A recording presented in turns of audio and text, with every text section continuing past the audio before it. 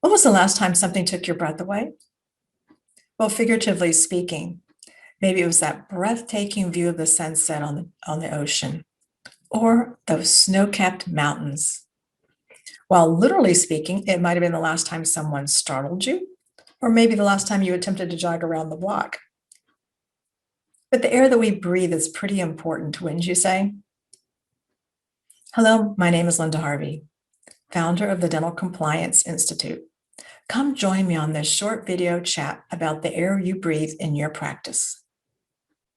Air quality has been a hot topic for a very long time, whether you reflect upon air pollution, secondhand smoke, or the aerosols in a dental setting. And certainly COVID-19 has illuminated aerosols in dental settings this past year, hasn't it? Do you remember the CDC's hierarchy of controls and the transmission-based precautions? Well, this inverted triangle shows us from the least effective to the most effective the types of controls or techniques or steps that we can take to improve and reduce the opportunity for disease transmission in aerosol generating procedures. And right in the middle are engineering controls.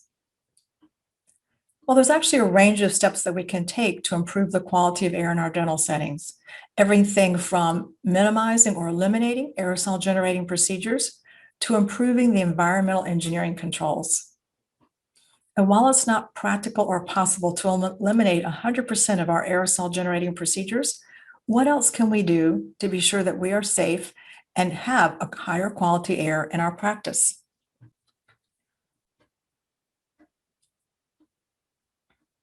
I like to think about three different levels when we speak about environmental controls.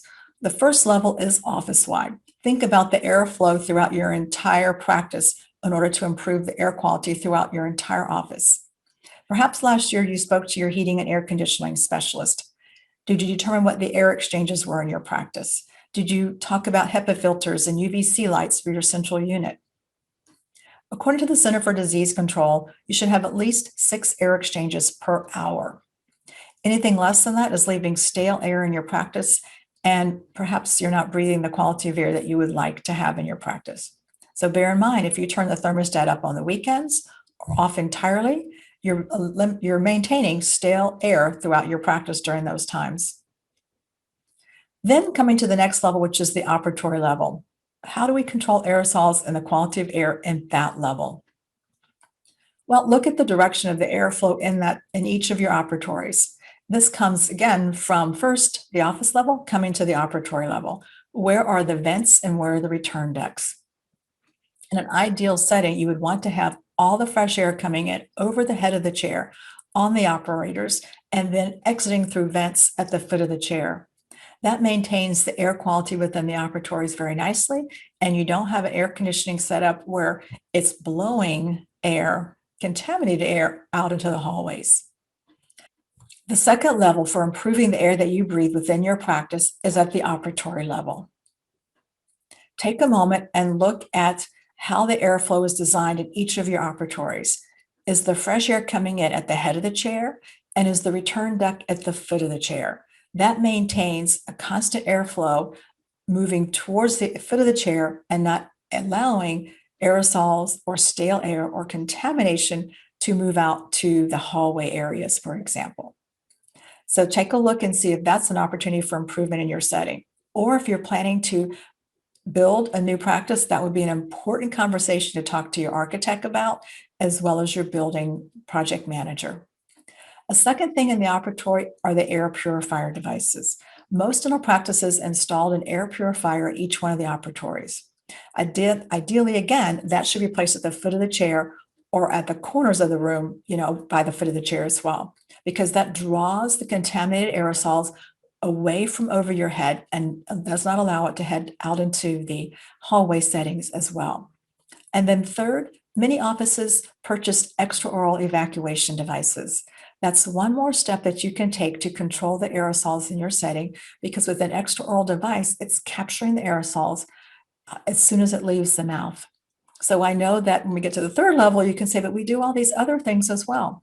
That's fine. Evaluate each one of these steps to see what's the maximum protection that you're getting from all the strategies and controls that you implemented. So let's jump down to the third level, which is the oral cavity level. So what about throughout patient care? Well, we know four-handed dentistry has been a must and a standard of care in dentistry at all specialties for years. So obviously, assistants, you've been helping doctors with and assisting with the high volume evacuator for years. And now we've added a high volume evacuator for the hygiene operatories as well. While it's always been there, now we have a multitude of different devices to be able to choose from in order to control the aerosols from the ultrasonic handpiece. I would turn your attention to take a look and check out an article from December of 2018, an entire year before we even heard the words SARS-CoV-2, and check out an article on aerosols in the dental hygiene operatory. This article cites the research that recommends an 8 millimeter opening is the best equipment or best control for capturing aerosols in a dental hygiene operatory. So look at the device that you're using and see if it is indeed capturing the aerosols that you would like it to capture. And last but not least is dental dams. Dental assistants, doctors, I know I'm preaching to the choir, but perhaps that's something that you're still using or you've begun using again in order to control the contamination in the aerosols that you're producing. So obviously the dental dam doesn't eliminate the aerosol from the high-speed handpiece, but it does eliminate the problem of having the blood and saliva mixed in there. So take time to go back now and look at your practice and look at these three levels of environmental controls, as well as the entire CDC hierarchy of controls.